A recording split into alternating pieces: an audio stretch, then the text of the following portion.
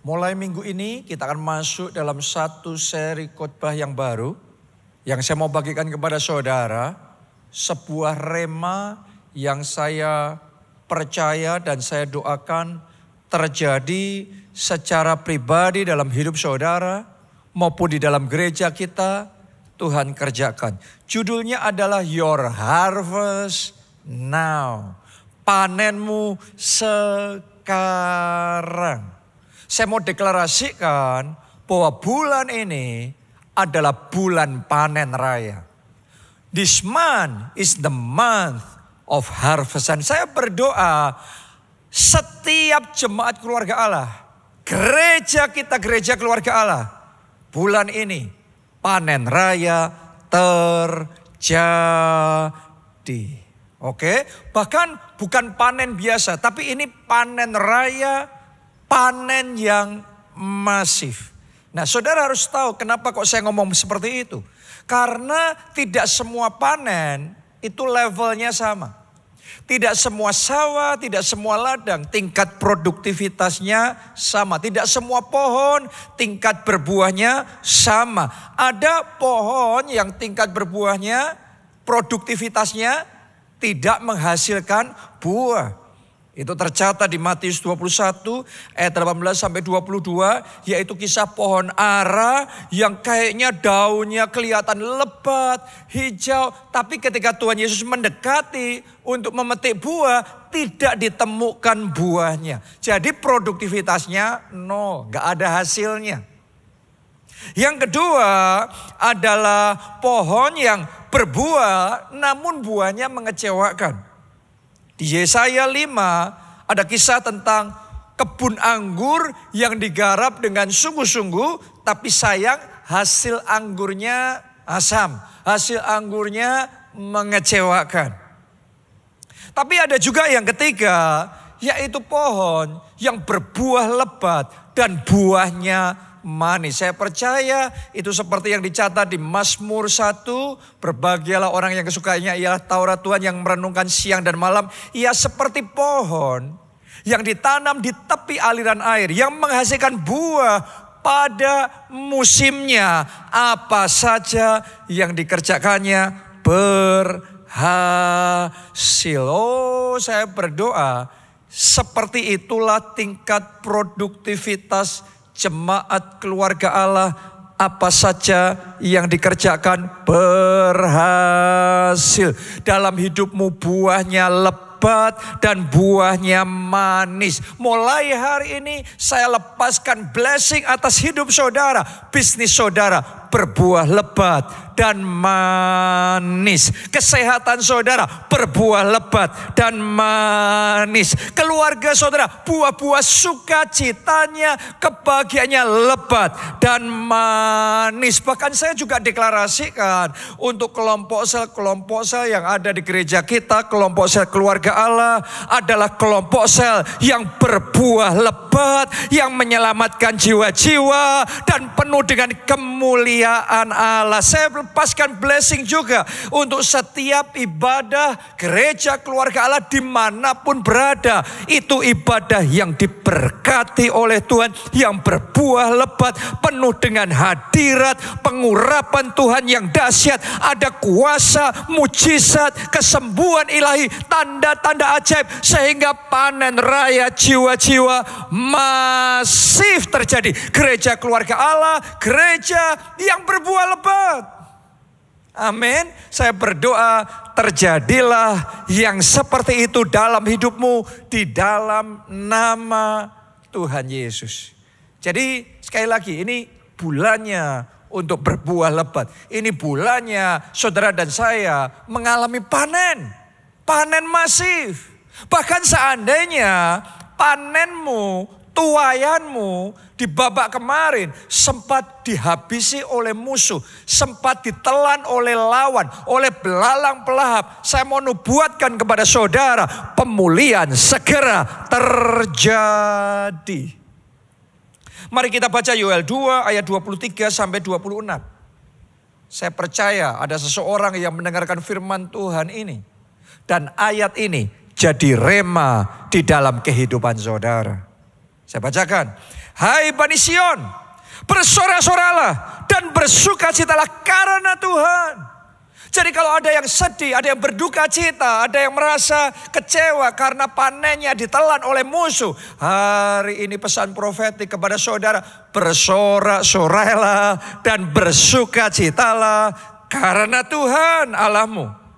Sebab telah diberikannya kepadamu hujan pada awal musim dengan adilnya, dan diturunkannya kepadamu hujan pada awal dan hujan pada akhir musim seperti dahulu. Ayat 24. Tempat-tempat pengirikan menjadi penuh dengan gandum, dan tempat pemerasan kelimpahan anggur dan minyak. Oh, saya berdoa ibadah-ibadah kita penuh, kelompok sel kita kelimpahan di dalam hidup saudara, keluarga saudara penuh dengan sukacita, pekerjaan, keuangan saudara, rekening saudara penuh dengan berkat-berkat Allah yang melimpah. Boleh katakan amin, tepuk tangannya yang paling meriah buat Tuhan kita. Ayat yang ke-25 dicatat seperti ini, tangkap ini jadi remamu. Aku akan memulihkan kepadamu tahun-tahun yang hasilnya dimakan habis oleh belalang pelahap, belalang pelompat, belalang pelahap, dan belalang pengerip. Tentaraku yang besar akan kukirimkan ke antara kamu. 26, kalau pemulihan terjadi, firman Tuhan ngomong, maka kamu akan makan banyak-banyak dan menjadi kenyang. Dan kamu akan memuji-muji nama Tuhan Allahmu yang telah memperlakukan kamu dengan ajaib. Dan umatku tidak akan menjadi malu lagi untuk selama-lamanya. Haleluya.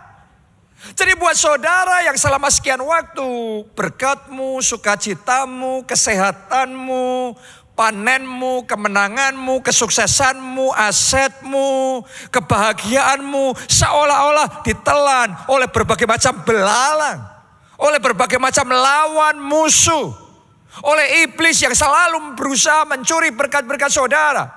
Saya mau nubuatkan, mulai hari ini akan terjadi pemulihan total di dalam kehidupan saudara. Apa yang ditelan dan dimakan habis oleh musuh, Tuhan pulihkan kepada saudara. Mulai hari ini kelimpahan besar, kemuliaan besar, panen raya besar akan tercurah di dalam hidup saudara. Sehingga Alkitab ngomong, kamu akan makan banyak-banyak dan menjadi kenyang. Mulai hari ini Anda akan dikenyangkan dengan anugerahnya, dikenyangkan dengan favornya, dikenyangkan dengan sukacitanya, dikenyangkan dengan berkat-berkatnya yang melimpah. Akan terjadi kebanjiran, keselamatan jiwa-jiwa. Keluarga saudara dipertobatkan, teman-teman saudara diselamatkan. Kesaksianmu akan diurapi oleh Tuhan sehingga hidupmu jadi berkat. Anda percaya itu? Jadi ini panen yang masif datang dan Tuhan kerjakan dalam hidup kita. Pertanyaannya kapan? When? Kapan itu akan terjadi? Kapan itu akan kau alami? Saya mau ngomong sama saudara, panenmu sekarang. Your harvest now. Yohanes 4 ayat yang ke-35. Bukankah kamu mengatakan 4 bulan lagi tibalah musim menuai? Tetapi aku berkata kepadamu, lihatlah sekelilingmu dan pandanglah ladang-ladang yang sudah menguning dan matang untuk dituai.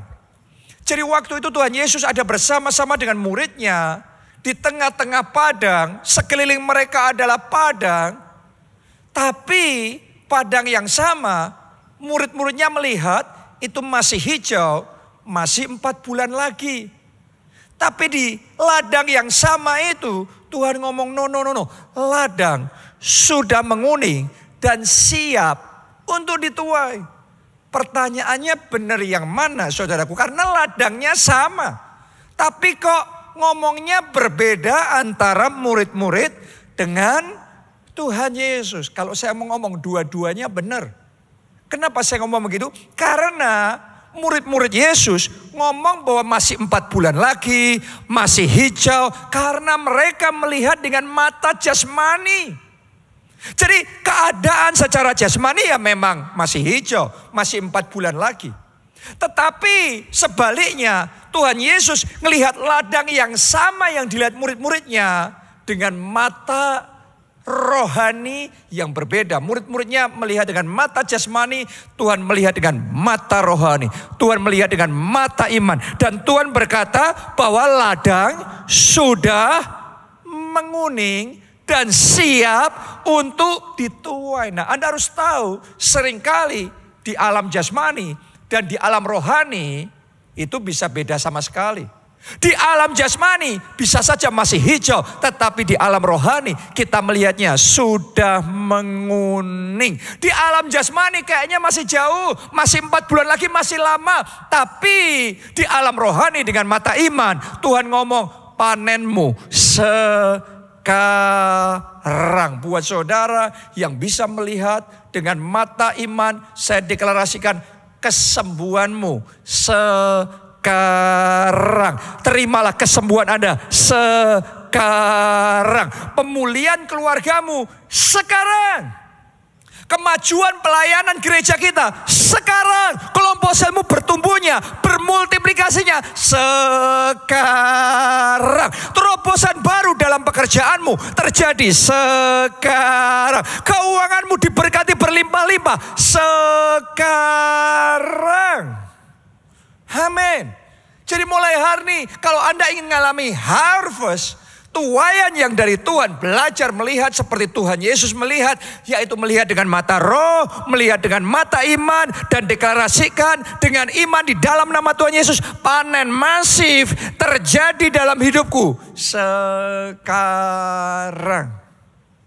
Ini juga yang dilakukan oleh Elia ketika dia berdoa dan kemudian minta supaya hujan turun. Karena sudah 3,5 tahun hujan tidak turun. Kita baca 1 Raja-Raja 18 ayat 41. Kemudian berkatalah Elia kepada Ahab, pergilah, makanlah, minumlah, sebab bunyi dera hujan sudah kedengaran. Anda harus menyadari bahwa Elia ngomong seperti itu karena dia memakai telinga rohnya bahwa bunyi derau hujan sudah kedengaran. Padahal secara jasmani masih sama sekali belum ada hujan. Gerimis pun belum ada.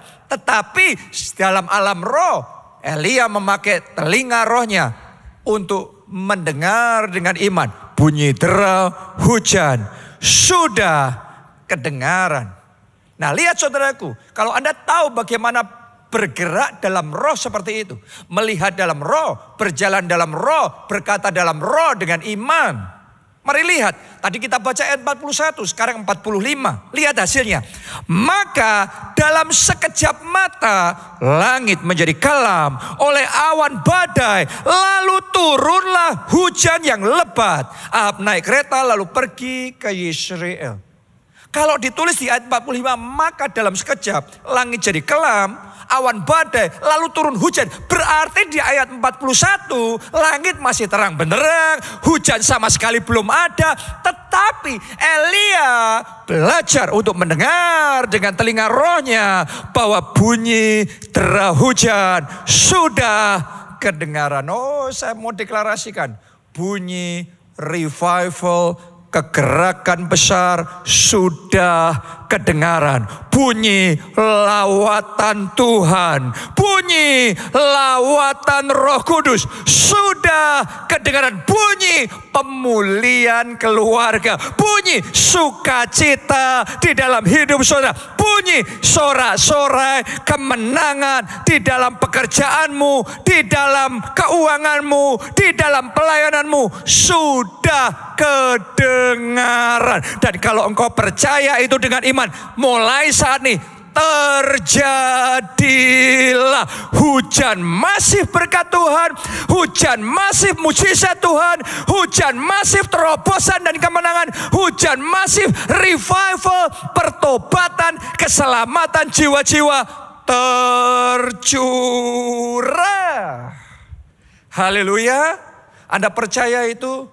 Saya percaya setiap full timer keluarga Allah terima hujan berkat yang masif. Saya percaya setiap ketua kelompok sel keluarga Allah terima hujan berkat yang masif. Saya percaya setiap tim ibadah di tempat ini terima hujan berkat Tuhan yang masif.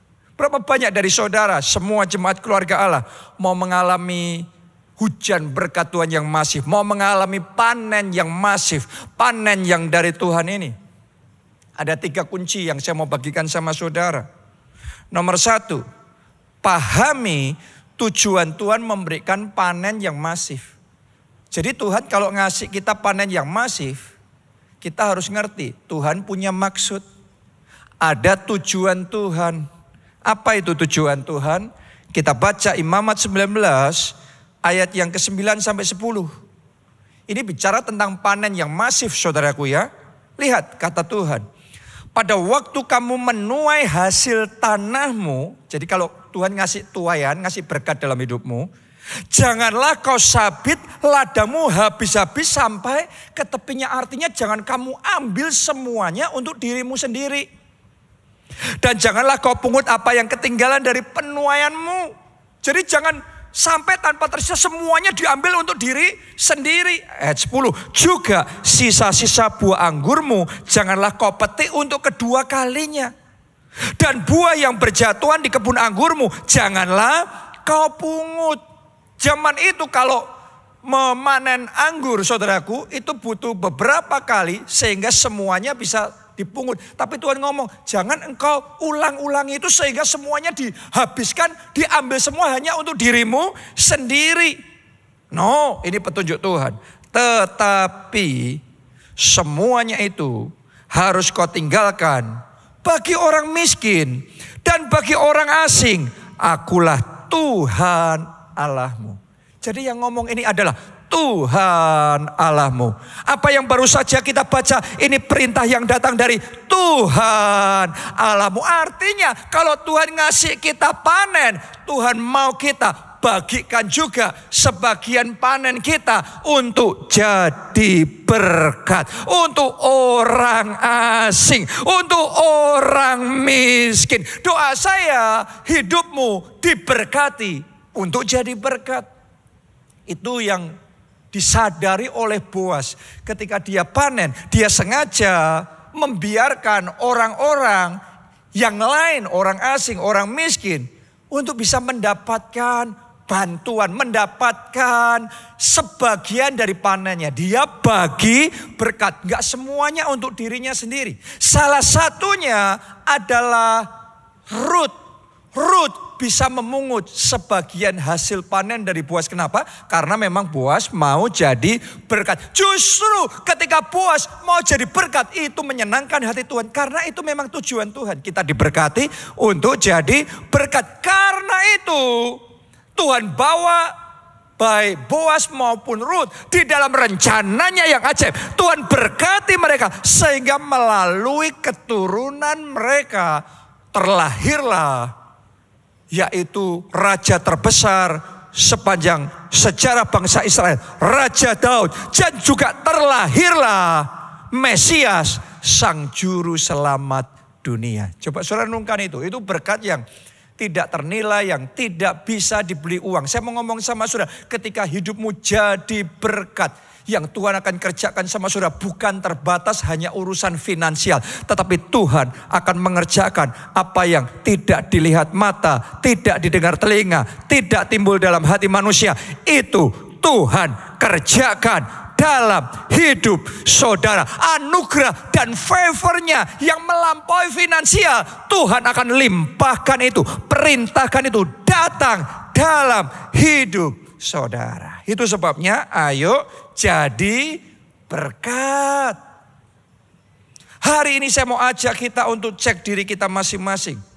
setiap panen yang Tuhan berikan, setiap berkat yang Tuhan berikan, setiap Anda menerima salary, setiap saudara dapat sebuah penghasilan, katakanlah 1 juta rupiah yang Anda terima daripada Tuhan. Pertanyaannya, apakah semua panen itu untuk dirimu sendiri atau ada yang engkau sisihkan untuk jadi berkat? Saya ajak saudara mulai hari ini, dimulai dari seberapapun sedikitnya panenmu. Tapi saudara, penuhi tujuan Tuhan, yaitu kita diberkati untuk jadi berkat. Bahkan gereja kita juga diberkati untuk jadi berkat. Itu sebabnya di dalam proyek pembangunan KACT, di dalam proyek pembangunan di atas tanah 20 hektar yang Tuhan percayakan kepada kita di kota Solo, salah satu yang akan kita bangun adalah panti asuhan. Dan di panti asuhan itu kita mau menaungi anak-anak yatim piatu yang tidak berbapak, tidak beribu, tidak punya pengharapan. Kita mau jadi berkat. Kita mau dipakai jadi saluran berkatnya Tuhan untuk membesarkan mereka, untuk mendidik mereka, untuk melatih mereka, untuk mempersiapkan mereka bisa mengalami rencana Tuhan yang besar. Oh, saya berdoa jemaat keluarga Allah, ayo gandengan tangan ya. Saudara yang mau dipakai Tuhan jadi berkat, ayo semuanya saya ajak saudara menabur di dalam pembangunan panti asuhan di KACT tersebut.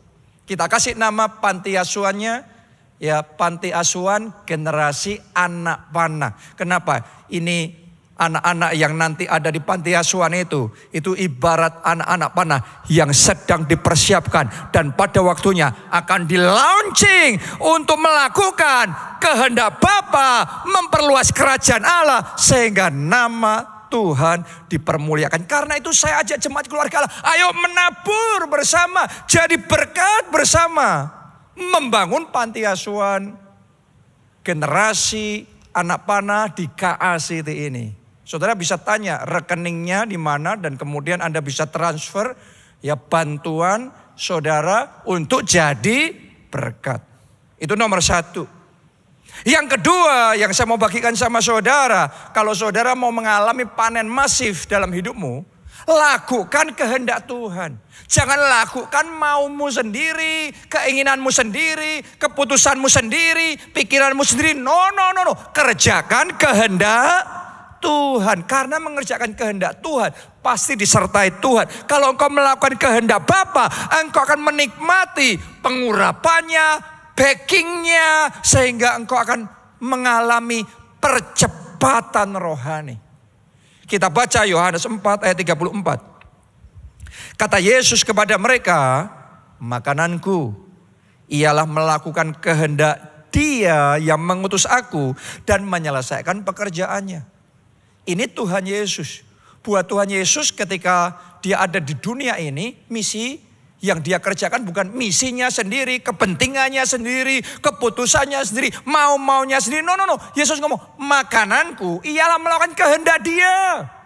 Pertanyaannya, hidupmu ini perjuanganmu, perjuangan untuk dirimu sendiri, untuk kepentinganmu sendiri, atau kepentingannya, kehendaknya, visinya, rencananya, kerajaannya. Karena itu akan membuat perbedaan yang sangat besar. Anda harus evaluasi diri. Ya, lihat baik-baik. Begitu Yesus sudah ngomong begitu, ayat 35 tadi yang kita baca. Bukankah kamu mengatakan 4 bulan lagi tibalah musim menuai? Tetapi aku berkata kepadamu, lihatlah sekelilingmu dan pandanglah ladang-ladang yang sudah menguning dan matang untuk dituai. Karena Tuhan Yesus melakukan kehendak Bapa yang mengutus Dia, maka yang terjadi adalah percepatan. Harusnya panennya masih 4 bulan, tetapi panennya terjadi percepatan sekarang. Kenapa? Rahasianya melakukan kehendak Dia yang mengutus kita. Wow. Banyak orang ngalaminya bukan percepatan, tapi perlambatan. Gerak langkahnya terus terseok-seok, terus berat, terus lambat. Kenapa? Karena kepentingannya sendiri, maunya sendiri, kehendaknya sendiri, visinya sendiri, ya sudah, kekuatannya sendiri. Tapi saya berdoa jemaat keluarga Allah tidak seperti itu. Saya berdoa jemaat keluarga Allah di dalam kehidupanmu ada pengurapan Tuhan, ada kuasa Tuhan, ada tangan Tuhan yang ajaib. Terjadi percepatan rohani dan terobosan-terobosan besar dalam hidup saudara. Itu sebabnya hari ini komitmen lakukan kehendak Tuhan. Apa itu kehendak Tuhan? Sederhana saudaraku, kehendak Tuhan itu adalah supaya jiwa-jiwa yang terhilang diselamatkan. Supaya kerajaannya maju di muka bumi. Gerejanya terus berkembang di muka bumi. Sampai nama Allah dipermuliakan. Jadi hari ini saya ingin ajak saudara, apapun yang kau perjuangkan, mesti ada kepentingan kerajaan Allah diperluas. Kepentingan gereja Tuhan harus dimajukan. Jiwa-jiwa yang terhilang harus diselamatkan. Teman-temanmu harus satu persatu. Keluargamu, orang-orang di sekelilingmu harus satu persatu dipertobatkan melalui hidupmu. Itu kepentingannya Tuhan. Kalau itu yang engkau perjuangkan, yaitu supaya jiwa-jiwa yang terhilang diselamatkan. Mari saya deklarasikan, mulai hari ini panen masif dan percepatan rohani terjadi sekarang dalam hidup saudara. Suatu saat saya pernah mendengar kesaksian Pastor Adeboye. Dan dia ngomong begini, tahukah Anda kenapa kok Tuhan selalu mendengarkan doa saya? Kenapa kok setiap kali saya berdoa selalu ada kesembuhan ilahi, ada mujizat, ada jawaban doa? Sebagian orang berpikir karena saya berdoa paling lama. Dan memang dia berdoa lama. Tapi ada orang-orang lain yang berdoa lebih lama dari dia. Tapi kok gak ngalaminya seperti dia. Ya sebagian orang lain berpikir karena dia berpuasa paling hebat. Tapi dia ngomong begini, dia tahu ada orang-orang yang berpuasanya lebih hebat dari dia. Tapi kenapa kok doanya Pastor Adeboye ini yang terus menerus dijawab secara ajaib dan luar biasa oleh Tuhan? Pertanyaannya, apa kuncinya, apa rahasianya?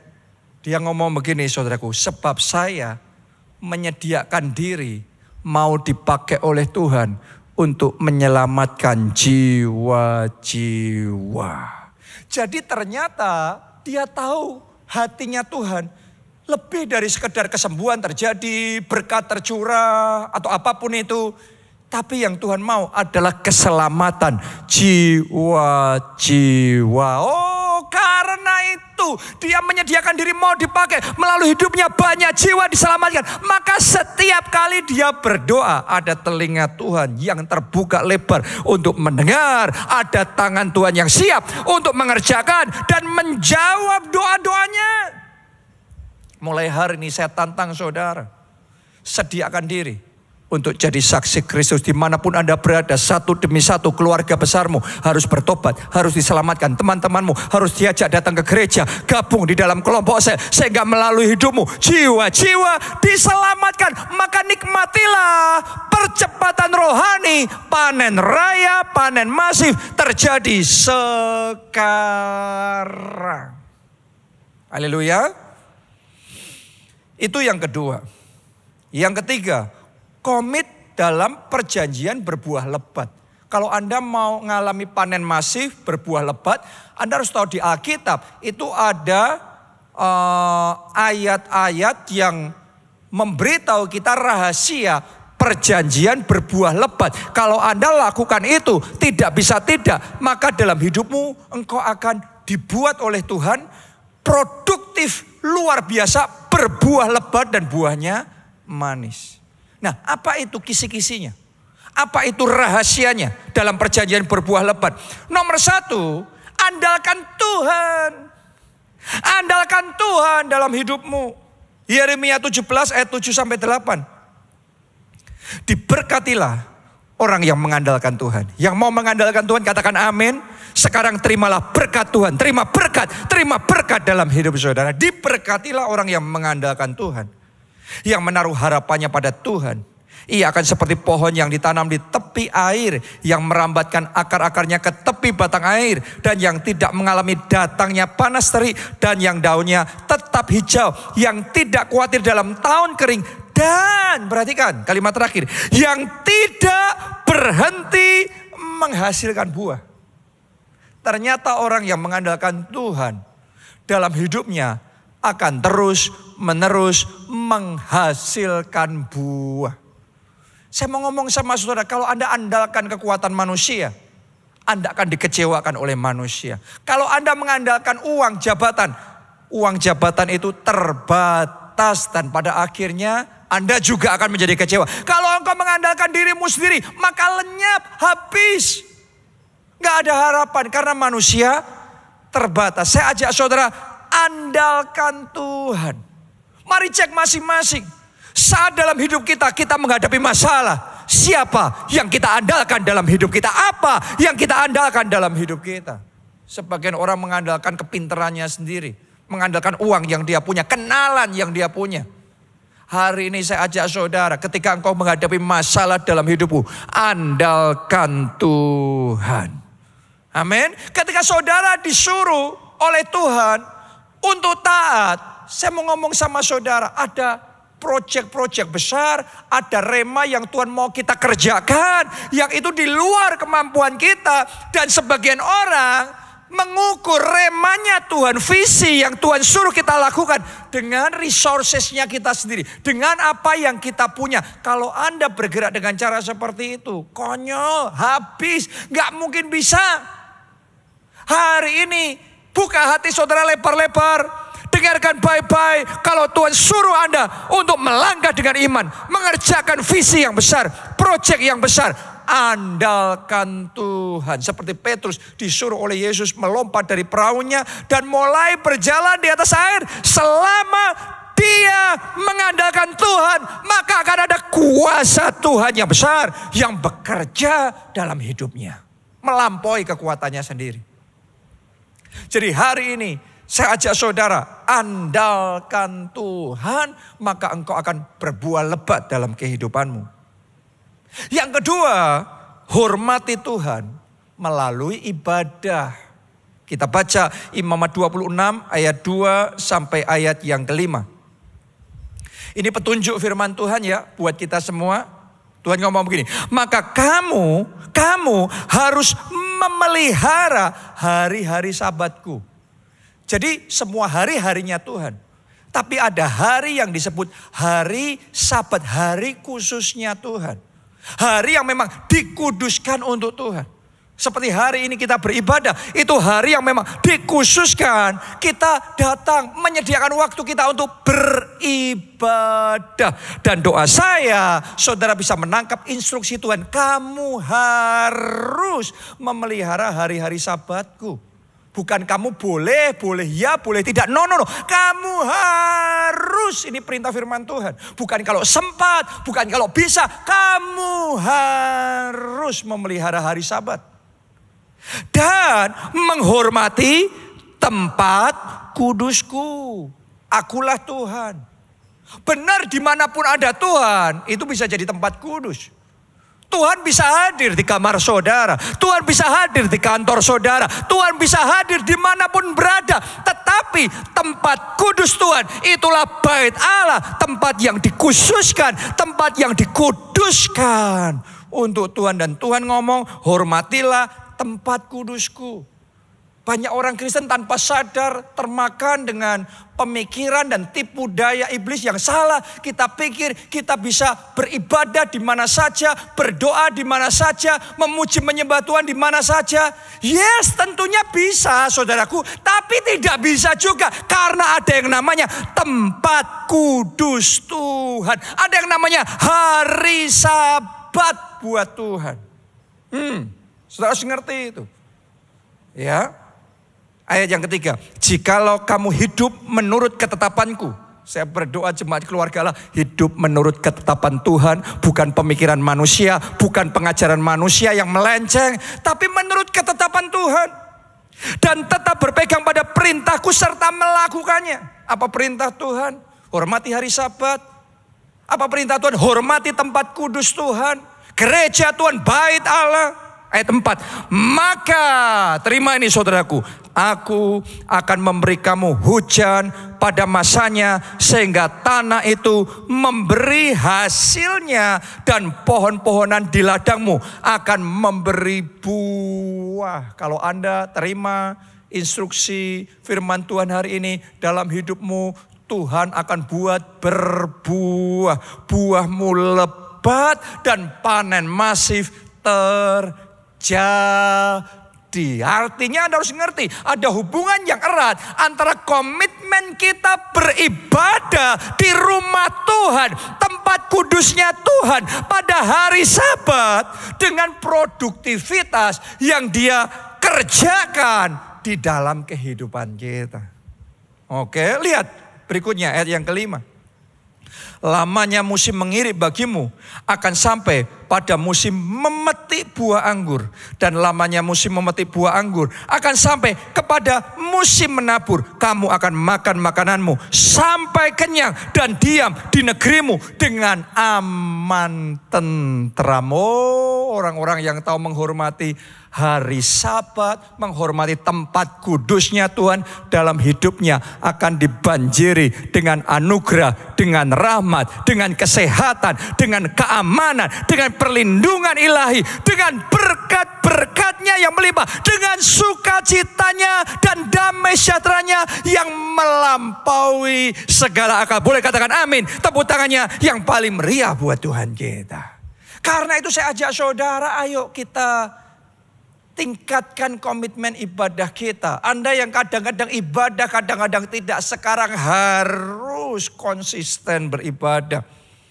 Oke, Anda yang tadinya kalau sempat beribadah, sekarang harus sempat beribadah. Kita yang tadinya hanya ibadah online, harus ibadah onsite. Jangan izinkan iblis menipu saudara, nggak apa-apa online-online aja. No. Dimanapun juga kita bisa berdoa memuji. Tetapi Tuhan ngomong tempat kudusnya. Hari ini saya ingin ajak saudara terima ketetapan Tuhan. Terima perintah Tuhan. Dan saya deklarasikan in the name of Jesus. Blessings like never before. Massive harvest terjadi di dalam hidup saudara. Amin. Yang terakhir, yang ketiga. Menomorsatukan Tuhan. Anda mau mengalami panen masifnya Tuhan? Nomor satukan Tuhan. Kita baca ya ayat yang terakhir, Imamat 19 ayat 23 sampai 25. Anda yang mau mengalami panen dari Tuhan, ada rahasianya ini. Firman Tuhan ngomong begini, apabila kamu sudah masuk ke negeri itu dan menanam bermacam-macam pohon buah-buahan, janganlah kamu memetik buahnya selama 3 tahun dan jangan memakannya. Kenapa? Karena sampai dengan umur 3 tahun, orang Yahudi menganggap bahwa pohon itu masih muda. Sehingga buahnya itu belum baik untuk dimakan. Makanya firman Tuhan ngomong jangan. Belum waktunya. Selama 3 tahun pertama ya. Terus perhatikan. Ayat berikutnya. Tetapi pada tahun yang keempat. Setelah 3 tahun disuruh sabar nunggu. Sekarang masuk tahun keempat. Ayat 24 ngomong ini. Tetapi pada tahun yang keempat. Haruslah segala buahnya menjadi persembahan kudus. Sebagai pujian bagi Tuhan. Ini sudah nunggu 3 tahun. Tahun keempat harusnya bisa panen untuk diri sendiri. Tapi firman Tuhan ngomong no. Itu harus jadi persembahan kudus sebagai puji-pujian bagi Tuhan. Ternyata panennya sebelum untuk diri sendiri harus untuk Tuhan terlebih dahulu. Menomorsatukan Tuhan. Semuanya katakan menomorsatukan Tuhan. Semuanya katakan saya mau menomorsatukan Tuhan. Mari lihat ayat 25 hasilnya. Barulah pada tahun yang kelima kamu boleh memakan buahnya. Kalau itu engkau lakukan, lihat apa yang terjadi. Supaya hasilnya ditambah bagimu. Akulah Tuhan Allah. Mulai hari ini saya deklarasikan. Hasilmu Panenmu, berkatmu ditambah. Mulai hari ini tidak ada lagi pengurangan, yang ada penambahan. Mulai hari ini tidak yang minimal, mulai sekarang maksimal. Mulai hari ini bukan semakin sedikit, saya deklarasikan semakin melimpah, semakin besar yang Tuhan curahkan di dalam hidup saudara. Karena itu, nomor satukan Tuhan. Nomor satukan Tuhan. Saya ulangi sekali lagi, nomor satukan Tuhan. Dalam pekerjaanmu, dalam keuanganmu, nomor satukan Tuhan. Anda lihat di dalam Alkitab, kisah mujizat 5 roti dan 2 ikan. Ketika diminta siapa yang ada membawa makanan untuk diberikan, saya yakin banyak juga yang bawa makanan, bawa bekal. Tapi yang kasih cuma 1 anak, menyerahkan yang dia punya, 5 roti, 2 ikan. Dia nomor satukan Tuhan dulu. Harusnya dia bisa makan kenyang itu sendiri. Tapi dia nomor satukan Tuhan. Dia serahkan 5 roti dan 2 ikan, itu benih profetik yang dia taburkan, yang dia bawa untuk menomorsatukan Tuhan. Dan karena dia nomor satukan Tuhan, terjadilah mujizat yang melampaui apa yang dia pikirkan dan bayangkan. 5 roti 2 ikannya bisa dipakai untuk memberi makan 5.000 orang laki-laki. Masih sisa 12 bakul. Dulu saya pikir 12 bakul itu untuk 12 murid Yesus. Setiap murid dapat 1 bakul. Tapi saya tahu saya salah. Saya tahu 12 bakul itu Tuhan berikan kepada anak kecil yang membawa 5 roti dan 2 ikan. Dia yang menaburkan benih profetik. Dia yang menomorsatukan Tuhan. Dia yang mengutamakan Tuhan. Dia yang menjadikan Tuhan yang pertama, lebih dari segalanya dalam hidupnya. Karena itu yang terjadi dalam hidup anak kecil itu panen masif. 5 roti, 2 ikan yang terbatas sekarang jadi 12 bakul. Saya mau nubuatkan kepada saudara, apa yang sedikit yang ada di tangan saudara, belajar menomorsatukan Tuhan. Dalam keuanganmu belajar nomorsatukan Tuhan. Saudara kembalikan persembahan persepuluhan terlebih dahulu kepada Tuhan. Kalau Tuhan suruh saudara taburkan benih profetik, Anda taburkan benih profetik. Nomorsatukan Tuhan. Dan buktikan. Karena ayat ini tadi ditulis dengan Tuhan ngomong gini, akulah Tuhan Allahmu. Kalau engkau lakukan itu, biarlah dia membuktikan dirinya sebagai Tuhan Allahmu. Engkau akan melihat panen masif, ditambahkan, dilimpahkan, dilipat gandakan. Mulai sekarang terjadi di dalam kehidupan saudara. Sadari saudaraku, our God is God of harvest. Tuhan yang kita sembah adalah Tuhan atas segala tuaian. Tuhan yang bisa memberikan panen yang masif dalam hidup saudara. Kalau saudara mau mengalami panen yang masif dari Tuhan, nomor 1, Anda butuh Tuhan. Anda butuh Yesus jadi Tuhan dan Juru Selamat dalam hidupmu. Karena itu hari ini saya mau memberikan kesempatan kepada saudara untuk terima Yesus sebagai Tuhan dan Juru Selamat. Maka Anda akan menerima pengampunan dosa. Dan engkau akan menerima hidup yang kekal dalam kerajaan surga. Mari sekarang semuanya saya ajak saudara untuk bangkit berdiri. Bangkit berdiri. Bangkit berdiri. Dan Anda yang mau untuk menerima Yesus sebagai Tuhan dan Juru Selamat, buka hati saudara, angkat 2 tangan saudara, ikuti doa ini. Katakan, Tuhan Yesus, masuklah dalam hatiku, jadi Tuhan dan Juru Selamatku. Ampuni dosa-dosaku, selamatkan hidupku. Mulai sekarang, hidupku ini milik Tuhan Yesus. Aku mau mengikut Yesus, melayani Yesus seumur hidupku. Terima kasih Tuhan. Yang berikutnya saya mau tanya, siapa di sini yang mau menomorsatukan Tuhan? Karena menerima Yesus baru langkah awal. Berikutnya, dalam hidup kita nomorsatukan Tuhan. Dalam keluargamu nomorsatukan Tuhan. Dalam pekerjaanmu nomorsatukan Tuhan. Dalam keuanganmu nomorsatukan Tuhan. Dalam pelayananmu nomorsatukan Tuhan. Anda yang mau komitmen menomorsatukan Tuhan, angkat dua tangan saudara dan ikuti doa ini. Katakan, Tuhan Yesus, aku komitmen menomorsatukan Tuhan dalam hidupku, keluargaku, pekerjaanku, keuanganku.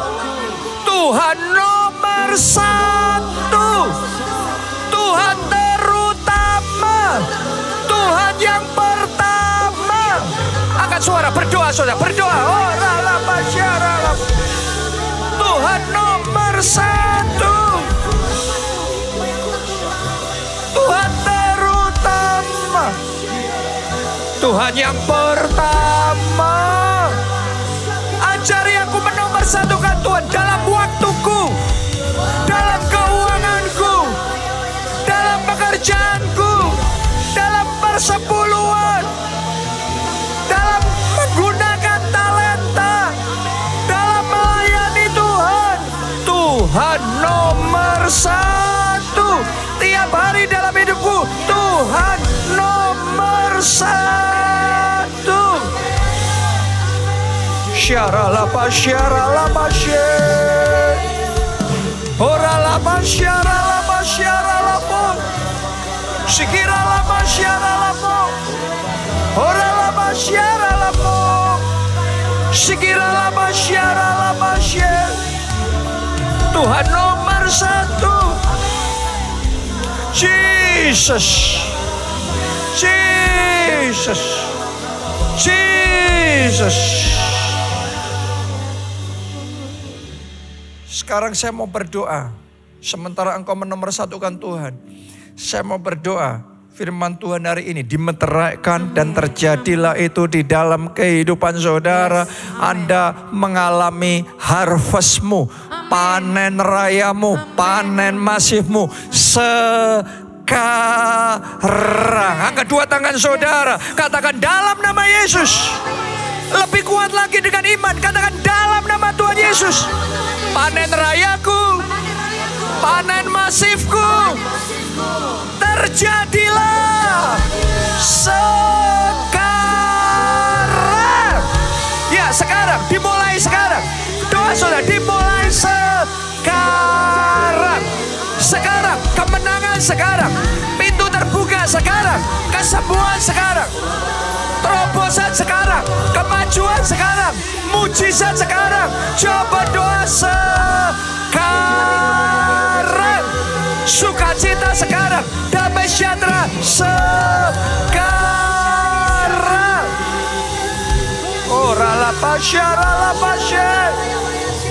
Kami percaya. Sekarang Tuhan. Sekarang. Panen masif itu sekarang.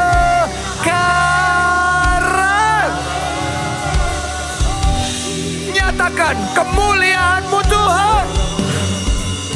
Kemuliaan besar dinyatakan.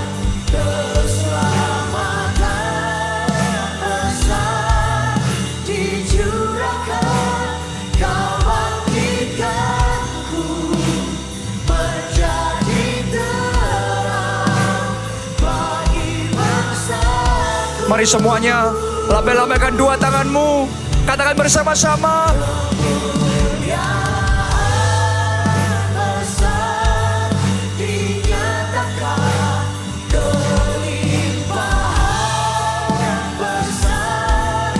Amin, amin, amin.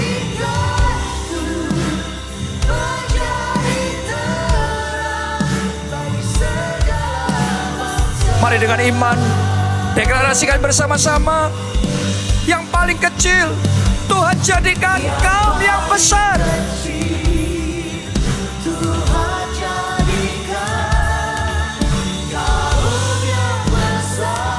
Yang paling lemah Tuhan jadikan bangsa yang kuat.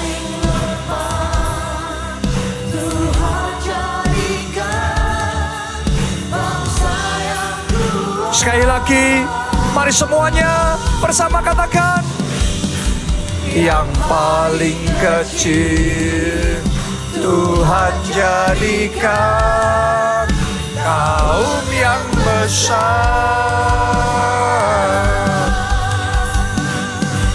Yang paling lemah Tuhan jadikan bangsa yang kuat. Semuanya lambaikan tanganmu, katakan besar dinyatakan keselamatan, besar dicurahkan, kau bangkitkanku menjadi terang bagi bangsaku. Kemuliaan besar dinyatakan, kelimpahan besar dicurahkan, kau bangkitkanku menjadi terang bagi segala bangsa.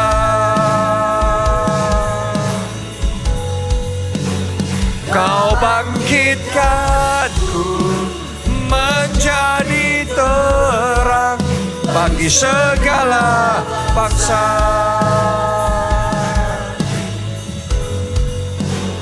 Kau bangkitkanku menjadi terang bagi segala bangsa. Haleluya. Terima kasih Tuhan. Mari angkat dua tangan saudara dan terima berkat Tuhan ini. Diberkatilah saudara oleh Tuhan. Amin. Diberkati keluargamu oleh Tuhan. Amin. Diberkati studi dan pekerjaanmu oleh Tuhan. Amin. Diberkati kesehatan dan masa depan saudara oleh Tuhan. Amin. Dan diberkatilah pertumbuhan rohani serta pelayananmu oleh Tuhan. Amin. Sehingga hidupmu jadi berkat. Amin. Dan kesaksianmu membawa jiwa-jiwa diselamatkan. Amin. Dalam anugerah Allah Bapa, cinta kasih Yesus Kristus, persekutuan dengan Roh Kudus sekarang sampai selama-lamanya. Mari bersama-sama katakan amin. Salam keluarga Allah, Tuhan Yesus memberkati.